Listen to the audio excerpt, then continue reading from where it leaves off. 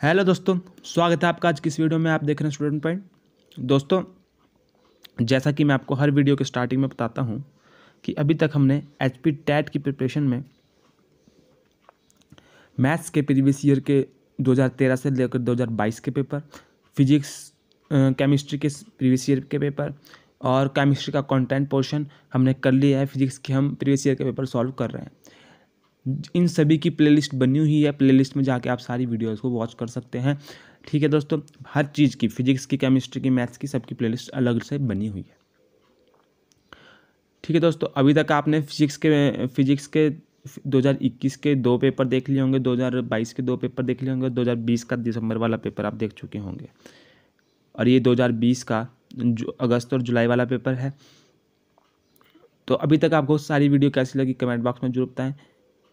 और अगर चैनल से पहले चैनल को सब्सक्राइब, वीडियो को लाइक शेयर कीजिए, अपने दोस्तों को, अपने बीएड ग्रुप्स में शेयर कीजिए इन सभी चीज़ों को।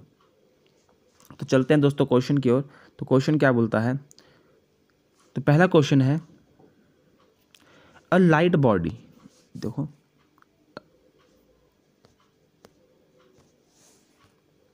a light body and heavy body has equal momentum which one greater kinetic energy। ये मैं आपको पिछले जो प्रीवियस ईयर के पेपर कराए थे मैंने, उसमें भी मैं बता चुका हूँ आपको कि जहाँ कहीं ऐसा क्वेश्चन आए कि light body and heavy body have equal momentum which have one greater kinetic energy. तो दोस्तों, इसका सीधा करने का जो सिंपल सा फंडा है वो ये है।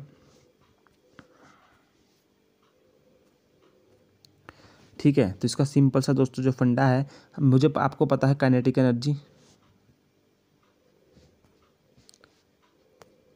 दोस्तों, आपको पता है काइनेटिक एनर्जी क्या होती है? 1/2 mv²। अब आप क्या है, इसे दोनों तरफ m से डिवाइड कर दीजिए। इसमें kinetic energy is equal to 1/2 m² divide by m। तो यहाँ पे देखो काइनेटिक एनर्जी क्या आ जाएगी आपकी m, देखो m²v², m p is equal to mv होता है आपका momentum. p is equal to mv होता है आपका मोमेंटम दोस्तों। p is equal to mv होता है मोमेंटम। तो p² is equal to v² हो गया आपका p का होल स्क्वायर। ठीक है दोस्तों, और डिवाइड में आपका 2m है, डिवाइड में आपका 2m है। तो ये इक्वेशन आपका आ जाती है। मैं आपका प्रीवियस ईयर का पेपर था, उसमें भी ऐसी इक्वेशन मैंने सॉल्व की थी। ठीक है, तो जो हमारे पास इक्वेशन बनती है वो क्या बनती है? काइनेटिक एनर्जी की p का स्क्वायर 2m, ये बनती है दोस्तों। अब हमारे पास क्वेश्चन पूछा है कि lighter body and heavy body equal movement. तो मतलब दोस्तों, इसमें से ये हमें क्लियर है, हमें ये क्लियर है कि मोमेंटम क्या है, मोमेंटम इनका सेम है।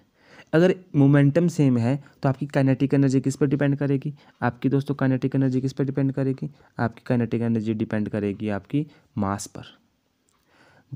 ठीक है, और ये कैसे डिपेंड करेगी? यह है इन्वर्सली प्रोपोर्शन। तो आप ऐसे लिख सकते हो कि काइनेटिक एनर्जी जो है आपके मास के इन्वर्सली प्रोपोर्शन है, मतलब इन्वर्सली प्रोपोर्शन मास के है। ठीक है, kinetic energy inversely proportion to mass. मतलब जो आप मास ज़्यादा होगा तो काइनेटिक एनर्जी कम हो जाएगी। जब मास ज़्यादा होगा काइनेटिक एनर्जी कम हो जाएगी, जब काइनेटिक एनर्जी ज़्यादा होगी तो मास कम हो जाएगा। ठीक है, मतलब क्या है इसमें? जब मास ज़्यादा होगा तो काइनेटिक एनर्जी कम होगी, जब मास कम होगा तो काइनेटिक एनर्जी ज़्यादा होगी।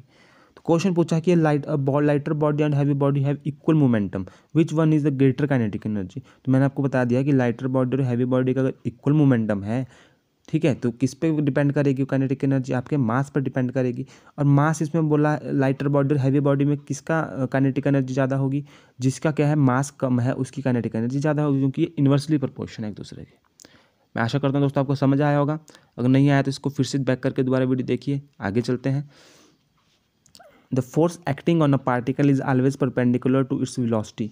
ठीक है, then the path of the particle will be. देखो ये है सर्कल।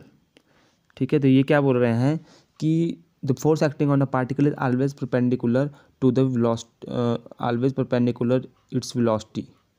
देखो इस तरीके से और इस तरीके से। देखो ये ऑलवेज क्या होते हैं? परपेंडिकुलर होते हैं। ये यहाँ से परपेंडिकुलर, देखो यहाँ एक दूसरे के परपेंडिकुलर होते हैं दोस्तों। ठीक है, फोर्स और क्या है, वेलोसिटी एक दूसरे के परपेंडिकुलर होते हैं, तो वो होता है सर्कुलर मोशन। आगे चलें, ये देखिए दोस्तों, जो मैंने आपको एक्सप्लेनेशन दी थी अभी कि 1/2 ये और आपका जो इसका इन्होंने निकाला ये आएगा P⁻² / 2m। ठीक है, तो since momentum is the same of the light, इसका आप स्क्रीनशॉट लेना चाहे तो ले लीजिए। Since momentum of the same of the light and every body, so kinetic energy inversely proportion to mass, तो kinetic energy is inversely proportion to mass, so light body have the larger kinetic energy. ठीक है दोस्तों, आगे चलते हैं। The ratio of electric to the gravitational force of interactions between two electron is about. ठीक है, तो यह इसका आंसर होगा 4 × 10⁻42। कैसे होगा देखिए दोस्तों, अगर इसको याद ही रखना होगा तो याद रख लीजिएगा, बाकी अगर सॉल्व करके करना होगा तो ये है। चार्ज ऑन द पार्टिकल कितना होता है दोस्तों, -1.6 × 10⁻19 coulomb, -90 coulomb. Mass of the electron होता है 9.1 × 10⁻30 kg।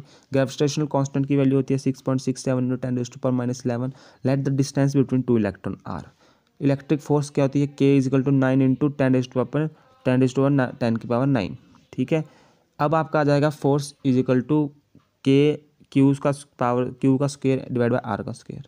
तो हमारे को क्या होता है, रेशियो निकालने को बोला है तो FE, ठीक है, FE / FG करोगे आप। यहाँ से आपको इन दोनों की वैल्यू डाल दोगे, यहाँ पे FE इसका डाल दोगे, यहाँ पे इसकी ये डाल दिया आपने, रिवर्स करके ये बन गया।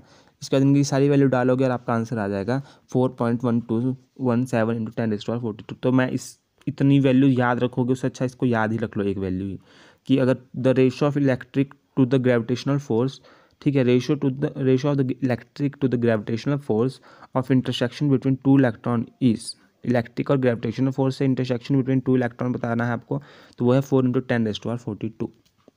अगर ये क्वेश्चन आता है तो रिपीटेड ही आएगा, इससे कोई और क्वेश्चन से तो लिंक करेंगे नहीं। A capacitor act as infinity resistance for, किसके लिए करता है कैपेसिटर इन्फिनिटी रेजिस्टेंस, DC के लिए, DC के लिए करता है इन्फिनिटी रेजिस्टेंस की तरह काम। ठीक है, DC के लिए। आगे चले दोस्तों, तो ठीक है, capacitor act as infinity resistance for DC। Capacitor contain at least two electrical conductors separated by the dielectric insulator and is used to storage energy electrostatically between the conductor. It acts like an open circuit and hence act as like infinity resistance for DC current. According to the Hooke's law of electricity, elasticity, if stress is the increase the ratio of the stress and strain। देखो दोस्तों, Hooke's law आपको पता है कि अगर इसमें एक चीज़ भी बढ़ती है तो वो दूसरी चीज़ को क्या है, बैलेंस करती है, रिमेन सेम होगा इसका। कैसे दोस्तों, देखो अकॉर्डिंग टू हुक्स लॉ, आपको पता है हुक्स लॉ, आपको पता है दोस्तों Hooke's law, stress divide by strain is equal to constant, stress divide by strain is equal to constant. और हुक्स लॉ बोलता है कि so ratio between stress and strain is always constant. क्यों, क्योंकि ये अगर स्ट्रेस कम होगा तो स्ट्रेस ज़्यादा होगा तो स्ट्रेन कम हो जाएगा, स्ट्रेन ज़्यादा होगा तो स्ट्रेस, इस तरह से। If the stress is increase then strain change in the way that the ratio always remains same. ठीक है, मतलब क्या है, ये बोल रहा है कि अगर स्ट्रेस इज इंक्रीज तो स्ट्रेन अपने को इस तरीके से चेंज करेगा कि वो क्या है, रेशियो क्या हो जाएगा उनका, ऑलवेज कांस्टेंट रहेगा। मतलब स्ट्रेस और स्ट्रेन का रेशियो हमेशा कांस्टेंट रहता है, बात ध्यान रखना है अपने। स्ट्रेस और स्ट्रेन का रेशियो क्या रहता है, कांस्टेंट। अगर स्ट्रेन इंक्रीज हो जाएगा, स्ट्रेस इंक्रीज हो जाएगा तो स्ट्रेन अपने को इस तरह से अरेंज करेगा कि वो उन दोनों की वैल्यू कांस्टेंट आएगी, रेशियो कांस्टेंट आएगा। आगे चलते हैं। Spokes are used in the cycle wheel. Spokes क्यों यूज्ड होती है साइकिल व्हील्स में दोस्तों, to increase the moment of inertia, to increase the moment of inertia.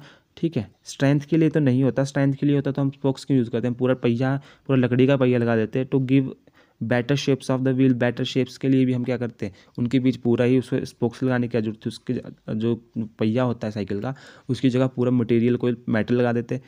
To give better shapes of the wheel, ठीक है, ये भी रीज़न नहीं है, इसका रीज़न है to increase the moment of inertia. ठीक है, आगे चले दोस्तों।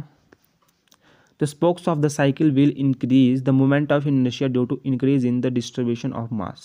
डिस्ट्रीब्यूशन ऑफ मास के लिए करते हैं। This oppose the change in the rotary motion of the wheels. The spokes fitted to the cycle will give a steady motion to ensure uniform speed of the cycle wheel.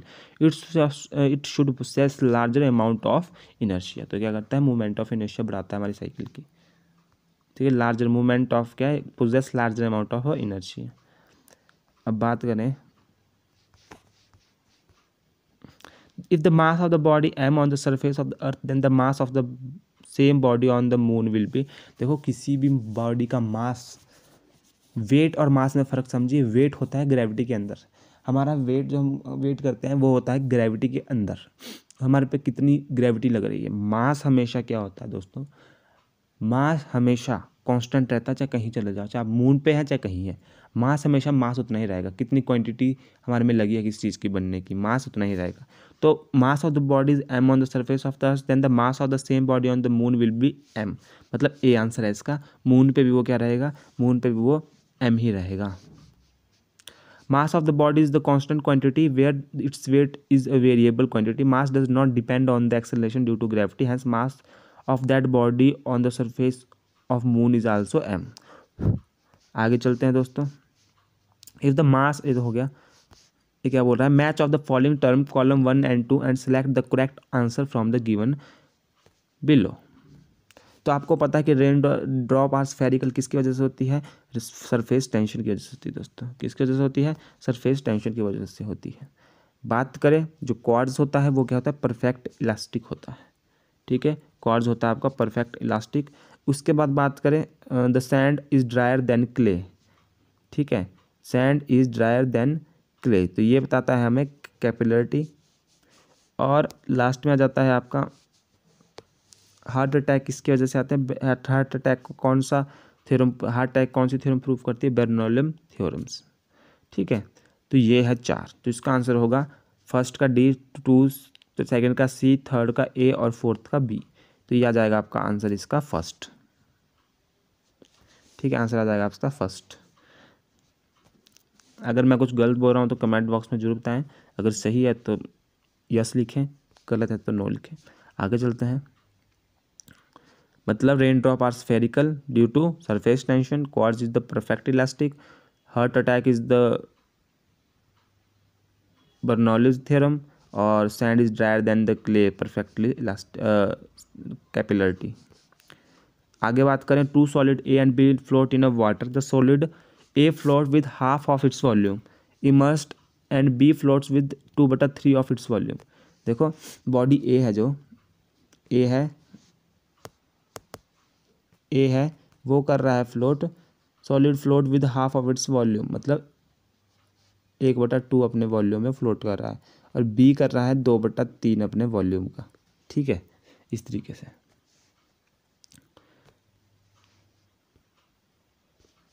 देखो, wait of ए क्या हो गया, weight of A हो गया, weight of A V divide by 2 volume of water. Similar weight of B is equal to 2 divide by 3, ठीक है। At density its weight per unit volume the required ratio will be. तो required ratio क्या होगा, D A डाल दोगे आप V divide by 2, D V डाल दोगे 2v डिवाइड बाई 2 3। तो इसको सॉल्व करोगे तो आ जाएगा v डिवाइड बाई 2, और ये आ जाएगा ऊपर को 3 2v, v से v कट जाएगा 3/4, मतलब 3:4। आशा करता हूँ समझ आया होगा। आगे चलते हैं। बोहर मैग्नेटोन इज ई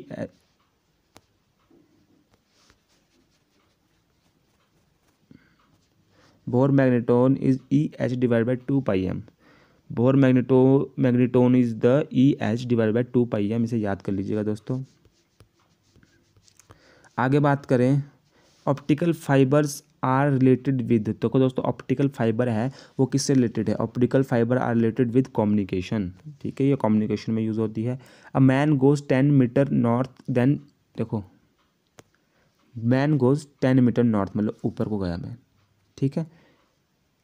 उसके बाद देन 20 मीटर टूवर्ड ईस्ट, ठीक है। देखो पहले याद करने का तरीका देख लो उसका, न्यूज़ NEWS, न्यूज़ से याद रखना है, NEWS news, north east west south, ठीक है।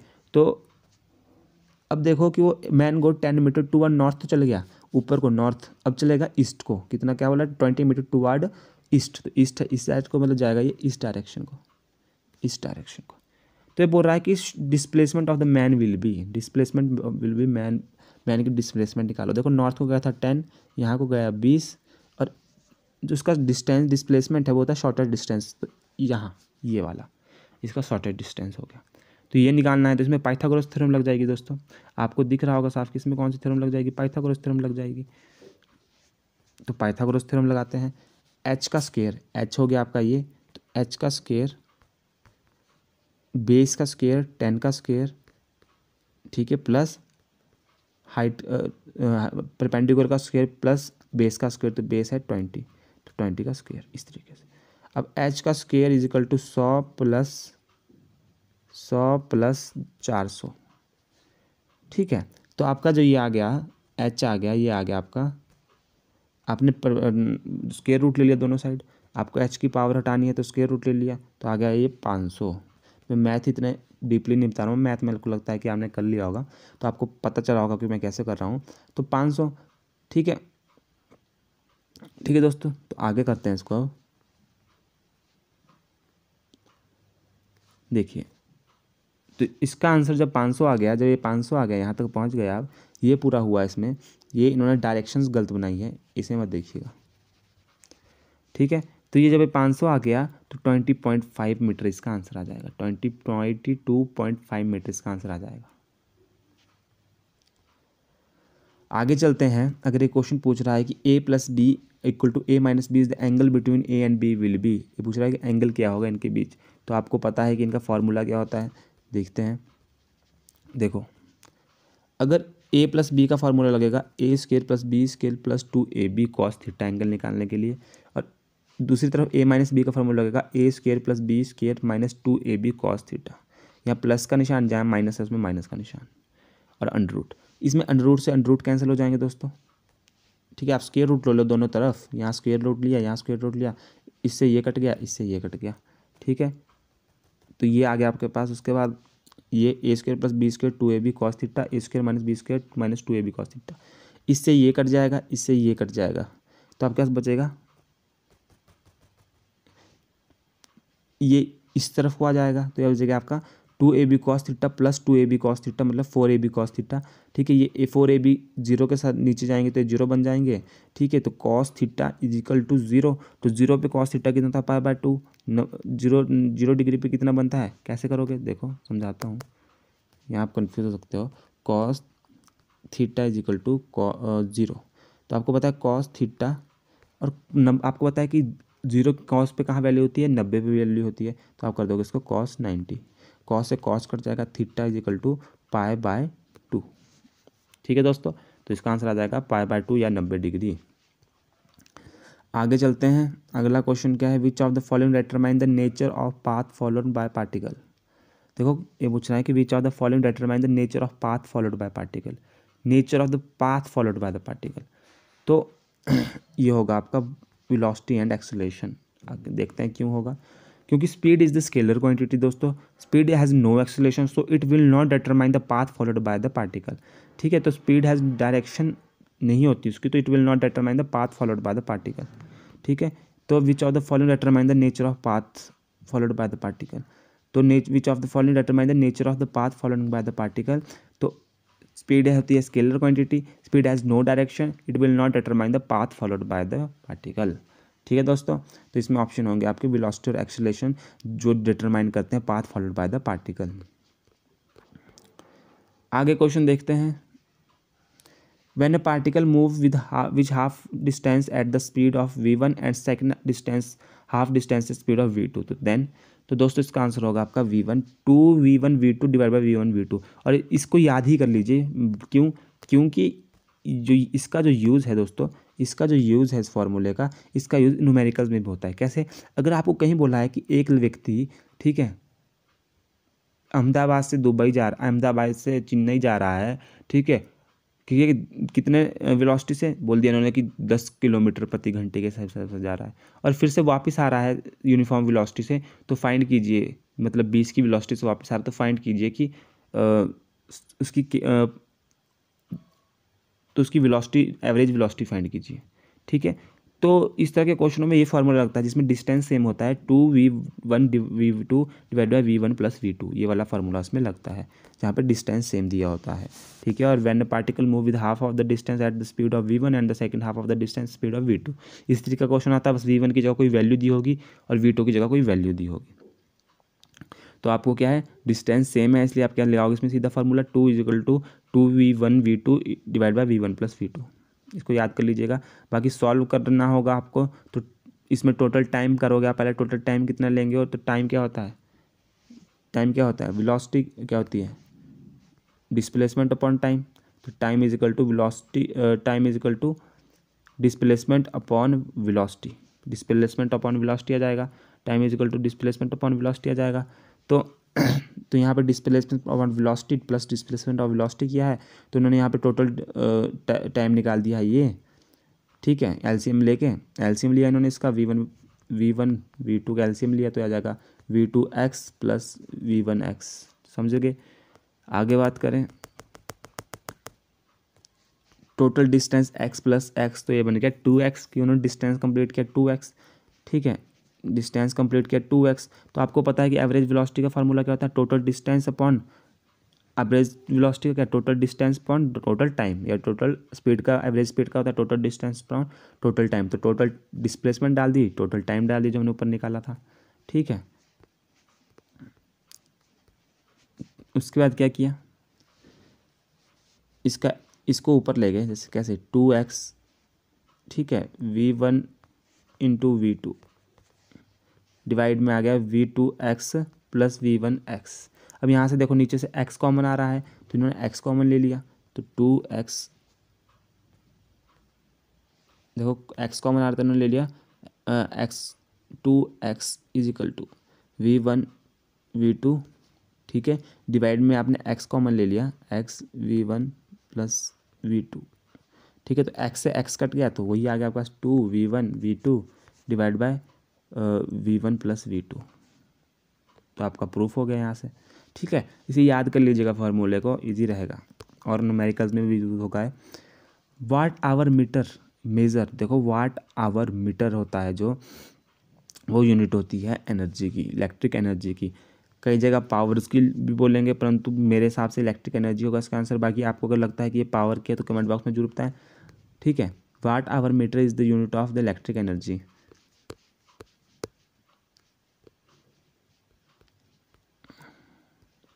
The reason of shining of air bubble in water is, the reason of the shining of air bubble in water is total internal reflection। क्या होता है, total internal reflection की वजह से वो shine करता है बबल वाटर के। ठीक है, bubble in the water shine due to the phenomena of total internal reflection.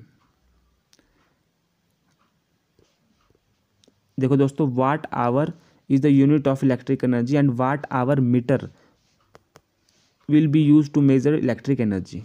तो अगर आपको लगता है कि आपने कहीं इसका आंसर कुछ और देखा है, आपने ऑफिशियल पेपर सॉल्व किया खुद से भी और वहाँ पे आंसर की में आपने इसका आंसर कुछ और देखा है, तो मुझे बताएं।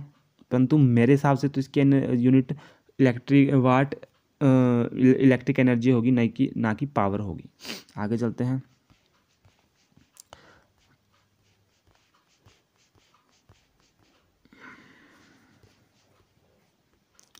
अगला क्वेश्चन है आपका, एक tesla is equal to, 1 tesla की पूछी इन्होंने वैल्यू, तो 1 tesla is equal to 10⁵ gauss. ठीक है, इसे याद कर लीजिएगा, 1 टेस्ला की पावर क्या होती है। देखो दोस्तों, bottom of container is filled with liquid अपेयरली स्लाइटली रेज्ड बिकॉज। देखो दोस्तों, क्वेश्चन क्या पूछ रहा है कि जब आप पानी, आपको पता है कि जैसे ये है कोई पानी का कंटेनर है। ठीक है, इसमें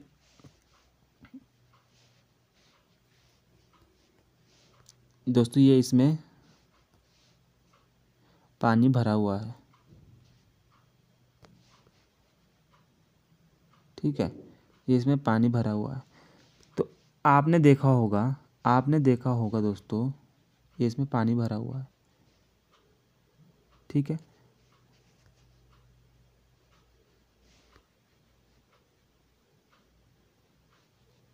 ये मान लीजिए पानी का कंटेनर है और इसमें पानी भरा हुआ है। ठीक है, ये इसमें पानी भरा हुआ है।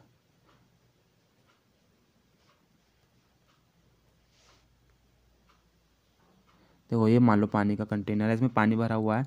तो हमें क्या फील होता है कई बार कि ये जो कंटेनर है, जो पानी जो एक्चुअल में भरा हुआ है उससे थोड़ा सा हमें बड़ा महसूस होता है कि ज़्यादा भरा हुआ है उससे। ठीक है, जिस तरह ये पानी का लेवल अगर इधर तक है, ठीक है, अगर ये पानी का लेवल इधर तक है तो हमें लगेगा देखने में कि ये जो पानी है ये यहाँ तक नहीं बल्कि यहाँ तक भरा हुआ, थोड़ा सा ऊपर ही दिखेगा। ठीक है,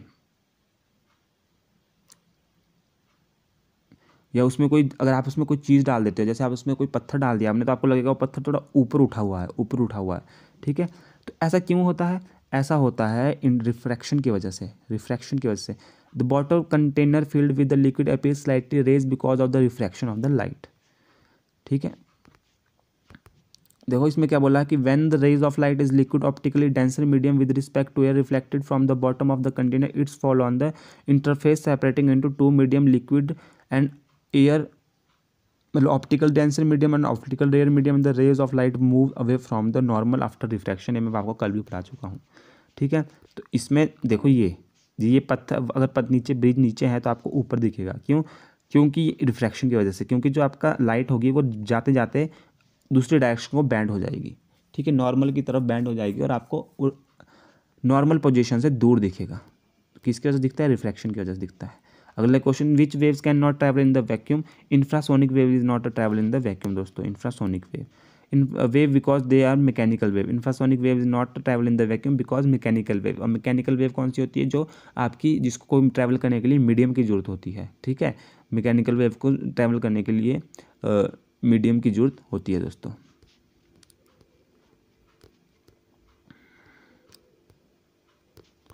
अगला क्वेश्चन है, ohms a wire of 1000 ohms length L is increased to twice of its original length, the new resistance है। देखो कोई वायर है, इतनी है, आपने इसको ट्वाइस कर दिया, आपने इसको बढ़ा दिया इतना, पूरा डबल कर दिया, तो ये बोल रहा है कि उसकी रेजिस्टिविटी में क्या फ़र्क आएगा? ये बोल रहा है उसकी रेजिस्टिविटी में क्या फ़र्क आएगा? तो दोस्तों आपको पता है कि अगर आपने लेंथ L है और आपने इसकी लेंथ 2L कर दी, तो उसका जो एरिया ऑफ क्रॉस सेक्शन होगा वो क्या होगा? वो हाफ हो जाएगा। ठीक है, क्या हो जाएगा? Area of cross section half हो जाएगा। क्यों होगा? अब मैं बताता हूँ आपको। देखो दोस्तों, सपोज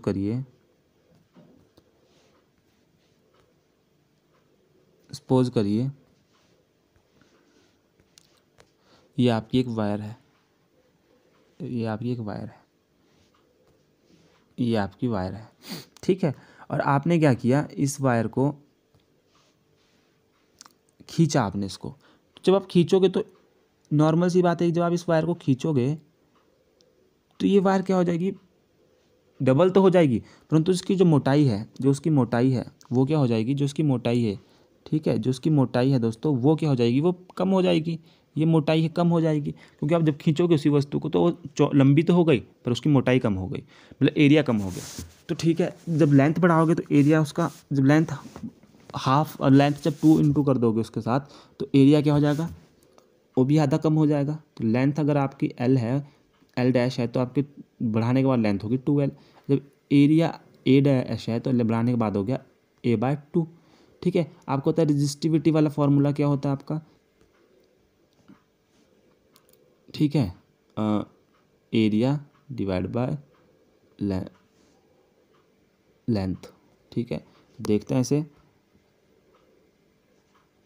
लेंथ बाय एरिया। ये देखिए ये वाला फॉर्मूला क्या होता है? R = length by area. ठीक है, तो आप क्या करोगे? लेंथ, जब आप लेंथ 2L कर दिया आपने, एरिया आपका हाफ हो गया, A/2 हो गया, तो क्या होगा? 2L। ठीक है, 2L, एरिया को ऊपर ले जाओगे आप तो मतलब ये बन जाएगा A/2, तो ये बन जाएगा आपका 4LA, 4L divide by A। मतलब आपकी लेंथ क्या हो गई? ठीक है, तो आपका मतलब जो रेजिस्टिविटी हो गई वो क्या होगी? 4 गुना बढ़ गई। क्या बढ़ गई? 4 गुना बढ़ गई। ठीक है दोस्तों, अब देखिए आप यहाँ पे जब आपने ये डाला, इसकी जगह वैल्यू डाल दी, लेंथ की डाल दी 2L, और जो हाफ हुआ एरिया उसकी डाल दिया आपने area of cross section A/2, तो आपकी रेजिस्टिविटी कैसे आ जाएगी R डैश, ठीक है। ये बन जाएगा आपका 2L, ये आपका जाएगा A/2, तो ये आ गया आपका 4, ठीक है। और ए ये अलग से, ये R डैश, तो ये बन गया आपका R = 4R डैश, तो मतलब 4 गुना वो बढ़ गई, तो इसका आंसर होगा 4 इंक्रीज हो जाएगी उसकी रेजिस्टिविटी। तो आपके क्वेश्चन में क्या पूछा था कि अगर 1000 ओम उसकी वायर ऑफ 1000 ओम है, ठीक है, उसकी लेंथ इंक्रीज कर दी ट्वाइस, और उसकी तो उसकी न्यू रेजिस्टिविटी क्या होगी, तो 4 × 1000, मतलब 4000 इसकी न्यू रेजिस्टिविटी हो जाएगी, 4 गुना बढ़ जाएगी, तो 4000, ये इसका आंसर होगा। आगे चलते हैं। Velocity of light in a medium is 1.5 × 10⁻² metre square inverse, it refractive index will be. तो दोस्तों इसका रिफ्रैक्टिव इंडेक्स क्या होगा, मैंने आपको बताया कि रिफ्रैक्टिव इंडेक्स निकालने का क्या फार्मूला है, ठीक है, C/V। C आपको पता है वेलोसिटी ऑफ लाइट 3 × 10⁸, इसमें इसकी दी है 1.5 × 10⁻, वेलोसिटी जो आपको क्वेश्चन में दी गिवन वेलोसिटी 1.5 × 10⁸, इससे काटोगे ये तो 2 आ जाएगा, 1.5 × 2 3 बन जाएगा, तो ये 2 से कट गया, तो बच गया आपका ये 10/8 से कट जाएगा, तो आपका बच गया सिर्फ 2, इसका आंसर क्या बच गया 2, सिर्फ आंसर बच गया आपका। तो आ जाएगा आपका आंसर 2, मतलब डी इसका आंसर हो जाएगा, डी इसका आंसर हो जाएगा। आगे चलते हैं दोस्तों, यहाँ पे देख सकते हैं आप इस क्वेश्चन को, speed of light in vacuum, speed of light in medium दिया है, तो C/V रिफ्लेक्टिव इंडेक्स, तो यह आ जाएगा आपका 3 × 10⁸, 1.5 से 3 कट 2 में कट जाएगा, 10 से 10 8 कट गया, तो यह आ गया 2 आपका। आगे चलते हैं। Isothermic process occur in the constant, देखो आइसो मतलब सेम, थर्मल टेम्परेचर, तो कांस्टेंट टेम्परेचर पे होता है। आगे चलते हैं। The kinetic energy of the body of the mass 3 kg and momentum 2 N will be, ठीक है, तो बोल रहा है काइनेटिक एनर्जी बतानी है जिसका बॉडी का जो kinetic energy of the body mass 3 kg दिया और मोमेंटम 2 N दिया है। तो आपको पता है काइनेटिक एनर्जी क्या होती है, 1/2 mv², ये होती है। जब आप इसमें इसको दोनों तरफ m से इंटू करते हो तो बन जाती है m² v² 2m, और जब आप इसको करोगे तो आ जाएगा p² 2m, ठीक है, ये आपको फार्मूला बन गया। तो काइनेटिक एनर्जी का फार्मूला जो आपके पास बनता है वो बनता है kinetic energy is equal to p² 2m। तो मोमेंटम आ जाता है आपका, मोमेंटम क्या है आपके पास दिया हुआ, the kinetic energy of body is weight दिया है 3 kg एंड मोमेंटम 2 N, तो मोमेंटम 2 का स्क्वायर बन गया, और आपके पास तो वेट दिया है वो 3 kg दिया है, तो 2 × 3, इस 2 से एक 2 कट गया, तो बच गया 2/3 जूल, ठीक है, 2/3 जूल, तो इसका आंसर आ जाएगा आपका बी, 2/3 जूल। आगे चलते हैं दोस्तों, यहाँ आप स्क्रीनशॉट ले सकते हैं इसका, मास m, मोमेंटम, काइनेटिक एनर्जी, और तो बाद में ये आ गया।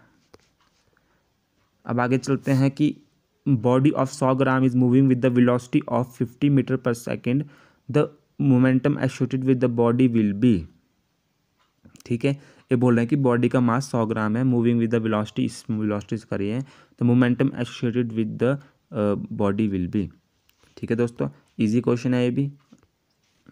देखो मोमेंटम और multiple of mass and velocity, momentum पता है आपको mv होता है, बता चुका हूँ अभी इतनी बार, mv होता है।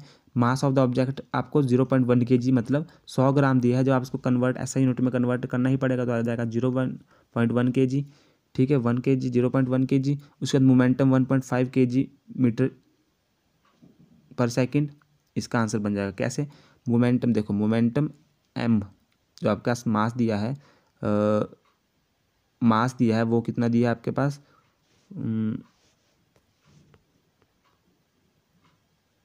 बॉडी ऑफ मास दिया है आपके पास 100 ग्राम एंड वेलोसिटी दी है 15 मीटर/सेकेंड, ठीक है, तो मोमेंटम हो जाएगा p = mv, ठीक है। मास है आपका 0.00 को डिवाइड करोगे 1000 से तो ये दो जो कट जाएगी तो ये आ जाएगा आपका 0.1। ठीक है, तो ये आ जाएगा आपका 0.1 आपके पास आ जाएगा। मास डाल दिया, वेलोसिटी आपके पास कितनी दी है 15। ठीक है, तो आप इसका 1/10 कर दो इधर 15, ये आ जाएगा आपके पास 5 दूनी 10, 5 3 15, मतलब 3/2 आ जाएगा।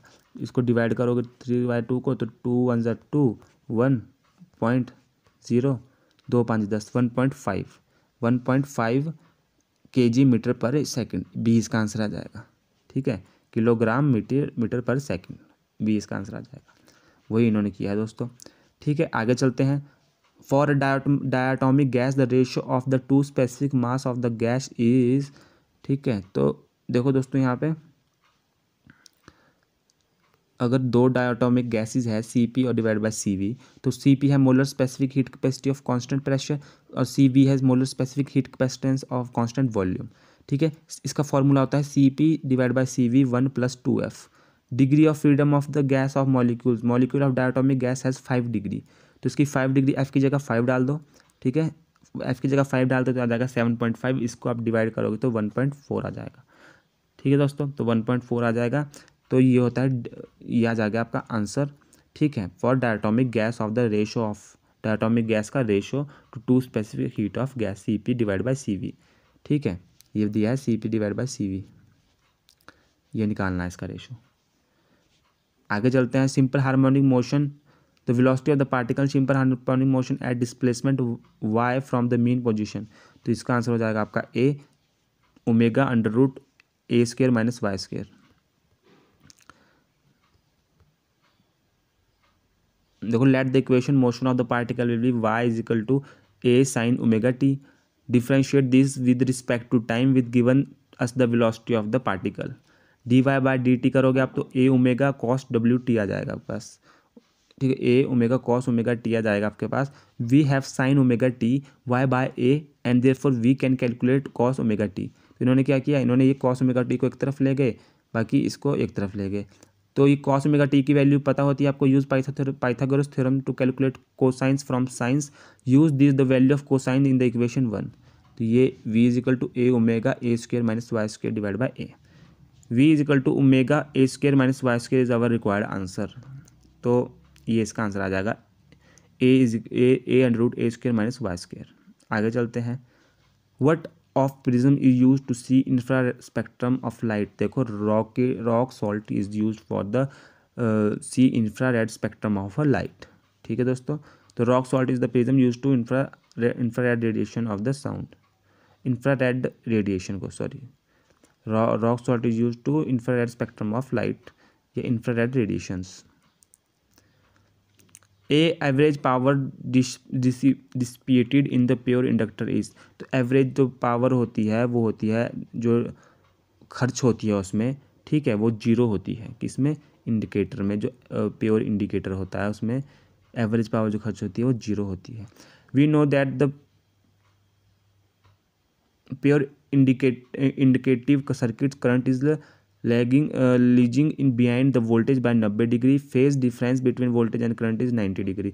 एवरेज पावर डिसिपेटेड इज, ये वाला फॉर्मूला है ये, और cos 90 = 0। तो याद रख लीजिएगा, इसे इतना याद करने की जरूरत नहीं है, सिर्फ 0 डिग्री होती है। Which of the material is not elastic, तो quartz is not a elastic material.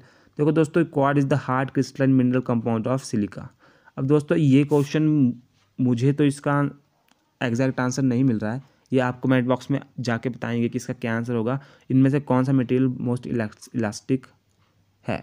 ठीक है, ये आप कमेंट बॉक्स में बताएंगे। बाकी quartz is the most elastic material, ये मैं आपको बता देता हूँ, परंतु अगर इसमें रबड़ है इसका आंसर, ठीक है, इलास्टिक नहीं है, ठीक है, तो आप मुझे कमेंट बॉक्स में जरूर बताएं। मिलते हैं अगली वीडियो में, धन्यवाद दोस्तों। उससे पहले चैनल को सब्सक्राइब, वीडियो को लाइक शेयर कीजिए। ठीक है दोस्तों, अपना प्यार बनाए रखिए। चैनल हर वीडियो जो आप अगर वीडियो देख चुके हैं तो वीडियो को लाइक जरूर कर दीजिए कीजिए। चैनल को सब्सक्राइब अपने दोस्तों से कराइए, अपने बीएड ग्रुप में शेयर कीजिए, औरों की हेल्प कीजिए। धन्यवाद दोस्तों, मिलते हैं अगली वीडियो में।